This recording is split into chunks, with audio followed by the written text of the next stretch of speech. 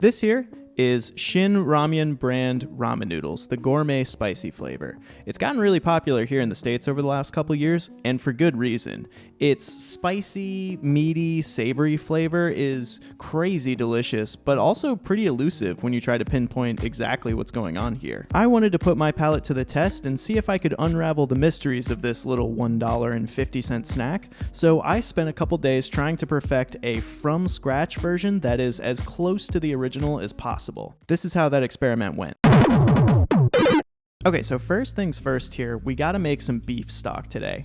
I have a bunch of beef shanks here. I'm using shanks because, one, they have a lot of collagen in them, which will break down into gelatin, which will give the stock a great texture, and it's also pretty economical, and also it's got this big old marrow bone in it, which will add additional flavor. I'm gonna roast these, so I'm gonna turn my oven on as high as it goes, which in my case is 550 degrees Fahrenheit. I don't care about cooking these all the way through at this point, I'm just trying to get color on them, so as high as the oven goes will work. That looks pretty good to me there. You can take them further if you want, but that's fine for me. One thing I am going to do though is I'm going to make sure to deglaze this roasting pan as well as I can. All that brown stuff that's stuck on the pan there, that's all great flavor and I don't want to waste it. So with all that in the pot, I'm going to put in just enough water to cover everything. Make sure you don't add too much water here. You want your stock to be really flavorful and unctuous and have a great mouthfeel, and if you add too much water, it's going to be watery, so make sure you just add enough to cover everything. And now I'm just going to bring that up to a simmer, at which point I'll let it go over low heat for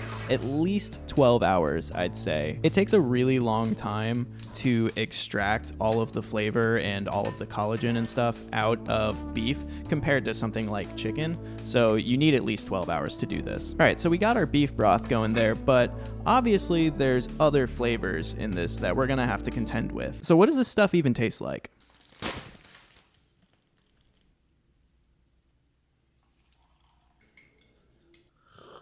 Okay, so the first thing I get here is obviously the beef, and we got that covered. And then the other main thing here is just the spice. It's really, really spicy in a way that hits you like right in the front of your mouth, but it also has a good amount of actual chili flavor in it. Other things I'm getting here in terms of aromatics, definitely garlic. I think that might be the only one that I can pick out here, but there's definitely garlic in here. It's very salty and it's very savory. It's got like this kind of anonymous backbone of underlying savoriness to it, which makes me think that in my version, I should definitely add some MSG. And there's also definitely a little bit of a seafoody, briny kind of element to it. So we're gonna wanna add something fishy. Okay, so with all that in mind, what I wanna do now is I wanna do a little test pass at the flavors. Before I add a bunch of stuff to my precious real beef stock and potentially ruin it, I'm gonna try to figure it out with a box of stock here. I know boxed beef broth isn't really the best, but hopefully it won't be distracting enough to where we can still kind of figure things out. In order to boost up the kind of meatiness of it though, I am going to add a spoonful of this chicken better than bouillon here. So let's start with the aromatics here. When I taste the original product, the only thing I can really pick out is garlic, but I'm gonna go ahead and add onions, garlic, and ginger to this for my aromatics. Those all just seem like such obvious additions to put in here that I'm gonna leave them in until I find a reason not to have them. Then for the savory factor, I've got some shiitake mushrooms here, and I'm gonna take some of the stems of those and throw them in. We're gonna need the caps later anyways, so those aren't gonna go to waste, don't worry. And then for the seafoody element, I'm gonna throw in a piece of kombu for now. All right, now for the peppery element, I'm gonna add a couple big pinches of gochugaru. This isn't spicy, but it has a lot of great kind of fruity, peppery flavor, which is definitely present in the original, so I want to add that. And I'm also going to add a whole bunch of black peppercorns. I'm just going to crack these open with the bottom of a heavy skillet. The instant ramen broth definitely has a lot of what I would call like normal chili spiciness, but I'm also getting a lot of like a black pepper type of burn from it, so I'm definitely going to add a lot of that because I think that's where a lot of the heat is coming from. So I think that's it for now. I'm going to go ahead and let that simmer for probably about 45 minutes and then see where I'm at. Okay, so this is roughly 45 minutes later, going in for my first taste, and it's pretty good. Definitely needs some adjustments. It needs to be a little bit spicier, so I'm gonna add some cayenne pepper for that. And I'm also noticing that it's missing a little bit of kind of a roasty and almost smoky quality to it. I think in the final version, that note will be taken care of because we roasted the shanks earlier, but it's definitely missing here, and I think the most convenient way that I have right now to simulate that is to add a little bit of smoked paprika. So like I said, I don't think that's going to make it into the final version, but here it might kind of fill in that gap a little bit. It also needs to be saltier and more savory, I think. So I'm going to add a good sprinkle of MSG and also a drizzle of soy sauce. And then lastly, for now, I definitely want to up the seafoody note of it, so I'm going to put in a few dashes of fish sauce. And I think that's starting to taste pretty good. It might need a little bit more adjusting, you know, like a little bit more salt, a little bit more spice, you know, things like that. But overall, I think the flavors are pretty good. Honestly, the only flavor in here that I object to is boxed beef stock always tends to have a really strong, to me, kind of vegetal note. It has kind of a sweetness to it. Like, it just tastes like carrots to me. And that sort of carroty vegetal note is definitely not present in the original. But for now, I'm just trying to ignore it because that's just a boxed stock problem, not a problem with the flavors that I'm adding. But overall, I'm happy with this. For the rest of today, I'm just gonna let my beef shanks finish simmering, and then I'm gonna throw it in the fridge overnight, and then I'll come back to it tomorrow to add all of these flavors that we discovered. Okay, so this is the next morning here. My beef stock is in a different pot now. I transferred it into here because one, I strained it into this pot, and also that was gonna help it cool down a little bit faster. First thing I gotta do is get rid of most of this fat. For something like this, I usually don't even really bother skimming it while I'm making it because one, ramen broth is generally cloudy. It's not a clear broth. And two, if you chill it down, you can see how easy it is just to peel this fat off the top once it's solidified. So now, armed with the knowledge from yesterday, I'm gonna get these extra flavors going. Starting again with the aromatics, I'm gonna put a whole head of garlic in. I think I want more than what I got yesterday. And then likewise, I'm gonna do a whole onion and maybe about half of this big old knob of ginger. Next, I'm gonna throw in as many shiitake mushroom stems as I have. I would say that these aren't totally mission critical to what I'm doing, but I have them and they are gonna boost the kind of umami factor of this, so I'm gonna throw them in. Next, I'm gonna follow that again with a whole bunch of black peppercorns, probably about a tablespoon's worth. I'm gonna break those down in the mortar and pestle this time. I think that might be a little easier. Then we got a few pieces of kombu, and then I'm gonna go with 2 tablespoons of gochugaru. I think this is pretty important for the flavor we're going for, so I'm gonna add a lot of it. Now, the only other thing I'm gonna add for now is gonna be some cayenne pepper. We have some other flavors to contend with still, with the soy sauce and the fish sauce and the MSG. I don't wanna add those just yet though, because all of those are gonna bring a lot of sodium. And if we add a bunch of sodium now, if this reduces a lot, it's going to be way too salty in the end. Oh, one last thing I am going to add though actually is some short ribs. I salted these short ribs and just left them uncovered in the fridge for about an hour before this. At some point in this video, we're going to have to contend with the little packet of bits that comes with the ramen, and the short ribs are going to be a part of that, so stick around for that. What I am going to work on now though is the noodles. I'm going to be using a slightly modified version of a recipe that I got from Way of Ramen here on YouTube. So if you want to know more about ramen than I can teach you, check them out. It's going to start today with 300 grams of bread flour, and I'm doing this in my stand mixer bowl only because it's the biggest bowl that I have. I'm going to be mixing this by hand. And now, working in baker's percentages here, I'm going to add 1%. So 1% of 300 grams is 3 grams of salt, and then likewise 1% or 3 grams of sodium carbonate. I'm sure you could probably buy pure sodium carbonate online somewhere,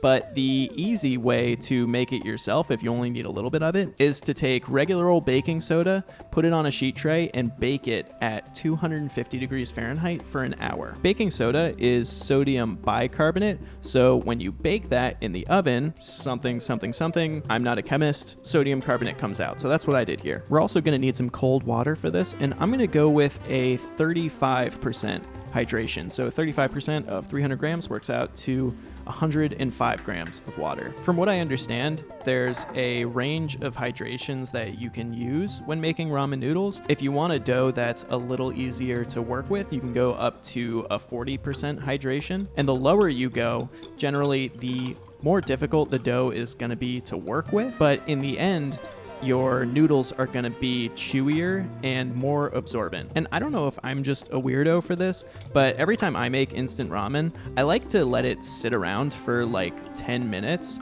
so that it cools down and the noodles soak up all of the broth. So I definitely want that quality of absorption to be a part of the version that I'm making. And 35% seems to be a good middle ground for having that quality, but also being relatively workable. So now I'm going to go ahead and dissolve my salt and the sodium carbonate into my water. And then I only have one other ingredient that I'm going to work with, and that's going to be some nutritional yeast. The nutritional yeast is going to contribute a little bit to that kind of pale yellow color that instant noodles have. And it's also going to lend a little bit of that background savoriness to the noodles themselves, which I think will upgrade the snack foodiness of it all. All right, now to start mixing these up, the nutritional yeast goes into the flour, and then I'm going to put on a latex glove. I've never had problems with it myself, but the sodium carbonate does have the ability to kind of tear up the skin on your hands, so using a glove is probably advised for this step. So now what I'm gonna do is I'm gonna add the water just a tiny little bit at a time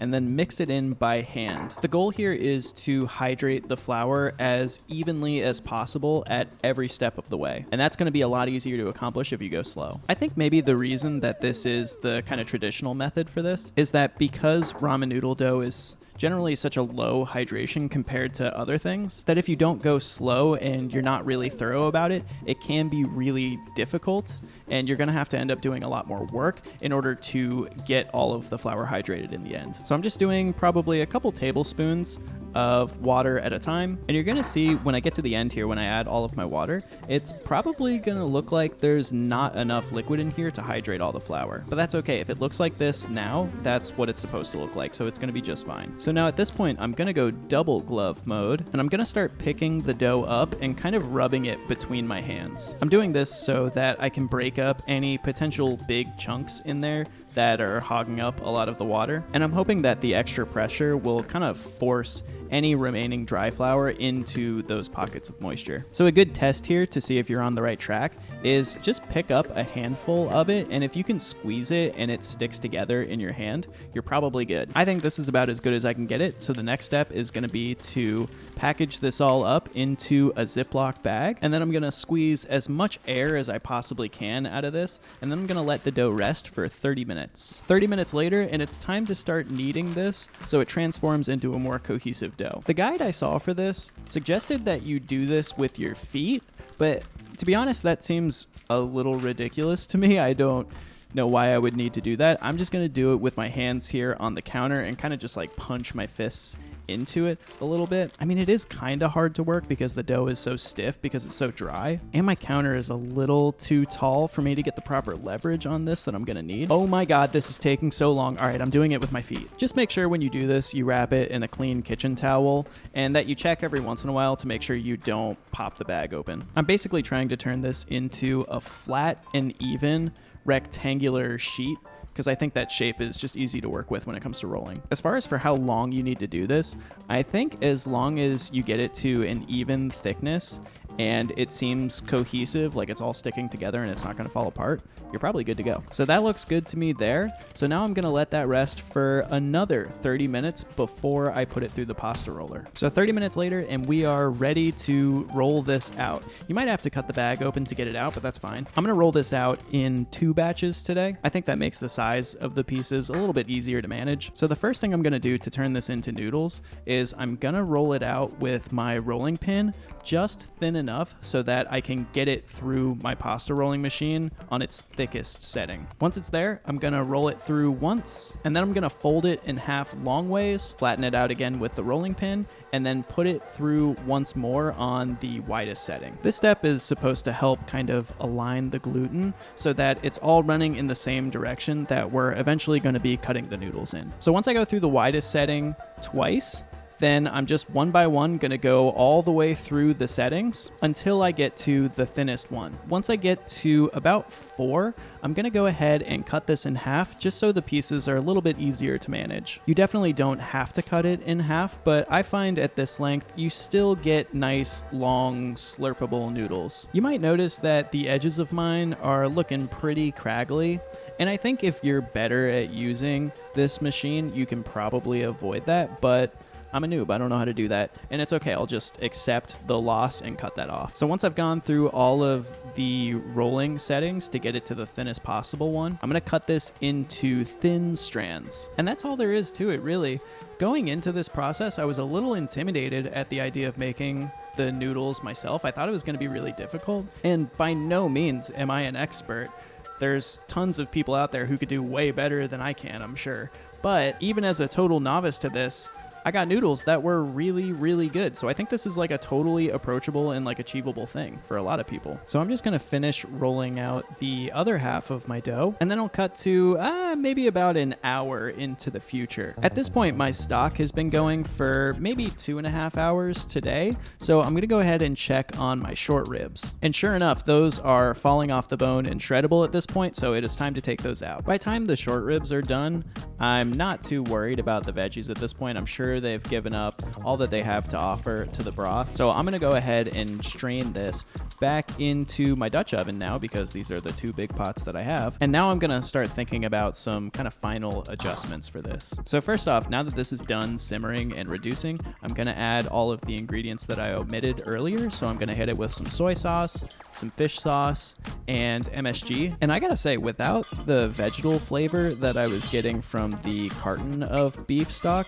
this is really, really good. It's really close to the original. I think it just needs a good pinch of salt. It should be pretty salty, and then maybe a little bit more soy sauce, and I'm gonna call that done. So now with the stock out of the way, I'm gonna focus my attention on the little packet of bits that comes with the ramen. One of the things in those packets is, I believe, meat flavored little chunks of textured vegetable protein, and I figured if it's supposed to be meat flavored anyways, why not just upgrade that to short ribs? So that's why the short ribs are here. I'm going to shred these up, and I'm going to do it with my hands, because doing it with your hands just makes it way easier to feel for anything that you don't want to eat, like bits of cartilage and gristle and stuff like that. So I'm going to set that aside for now and work on the rest of my bits, the first of which is going to be some of the shiitake mushroom caps. The packets in the Shin Ramen have little chunks of dehydrated mushrooms in them, and I'm not going to be dehydrating these today because I don't really have a good way to do that. But what I am going to do is I'm going to dice them up pretty small and then cook them for a really, really long time so that they really shrivel down and get nice and kind of fudgy. One thing I am going to do with the pulled short rib is I'm going to throw it into a pan just for a couple minutes to crisp it up just a little bit and give it a little extra texture. So once those are looking good, in goes my mushrooms. I have some other veggies that are going to go in here as well, but the mushrooms are by far going to take the longest of those, so I'm going to give them a good head start. While those get going though, now is a good time to prep the rest of my veggies, the first of which is going to be a carrot. Even though I didn't like the carrot flavor that I was getting from the broth, there are definitely carrot chunks in the packages that you get with the instant ramen, so I can't leave them out. And all of this stuff is similarly going to get chopped up into basically as fine of a dice as I can get it. Now, according to the Shin packaging, it's also got some bok choy in it, so I'm going to add that. I'm going to add it in a little bit of a weird way, maybe. I don't know if this is the way that somebody else would do it, but what I'm going to do is I'm going to snip out the stem parts, and I'm going to dice those up so that I can saute those along with the mushrooms and the carrots. The leaves I'm just cutting down the middle for now, and I'm going to braise those later. I might not need all of these bok choy stems. I'm just going to do enough to become kind of an equal quantity to the carrots. So at this point, my mushrooms have cooked down quite a bit, so I'm going to go ahead and throw the carrots and the bok choy in, along with a little pinch of salt and some black pepper. Those don't really need a ton of time to get tender, maybe just like 5 or 6 minutes. Now, the only other thing that's going into this mixture is going to be some green onions. I've got 3 of them here, and I'm going to slice up the whites and the light green parts for this, and then I'll save the darker green parts for garnish later. When it comes to cooking this mixture, the only thing I'm really worried about is the mushrooms. Everything else, I'm okay if it's still a little crisp in the end. I'd actually prefer that over mushy carrots and bok choy stems. So now for the bok choy leaves, I've got a couple cloves of garlic that I'm going to sweat out in some oil first. And once that becomes nice and fragrant, I'm going to throw in all of my bok choy leaves along with a little splash of water. The water's going to help them wilt a lot faster. I know the original instant ramen doesn't have big green leaves on top of it, but it does have bok choy in it in some form. So for me, this is still close enough to the main thesis that I'm okay with adding it. So those really just need like a minute to a minute and 30 seconds. You're gonna notice as they cook, they're gonna change color a little bit and become a much more bright green. And once that happens, they're done. Okay, now all of our individual components are done. It's finally time to assemble this thing. That's gonna start with my noodles here that I'm gonna cook in some pretty well salted water. These, just like any other type of fresh pasta, really don't need a long time to cook, just like 2 or 3 minutes. I would say right around the 2-minute mark. Go ahead and taste it. It should have that signature kind of bounciness that ramen noodles have. That's from the sodium carbonate. And if they taste cooked all the way through, they're done. So these are ready to come out. So I'm gonna put those into my bowl first, and then I'm gonna top that with some of my bits and bobs, and then a couple ladlefuls of my broth. Next goes a little pile of my short rib, and then a couple bok choy leaves around the edge, and then finally a scattering of green onions. And that's it. That's what I'm calling homemade Shin Ramen. Does it taste exactly like the package? No, of course not. I could never do that. But I gotta say, the broth is pretty remarkably close, in my opinion. It's very similar, but I feel like in all the ways that it's different, it's an upgraded different. So I'm more than happy with how this came out. And even if you don't care about the recreating an already existing food thing, this is really, really delicious. And while it was a lot of work, it wasn't too tough to put together. So I think this is definitely something that most people could do at home if they wanted to. I think it's a lot of fun, and maybe you would too. So if you do end up wanting to try this out sometime, let me know in the comments how it goes. Thanks. Bye.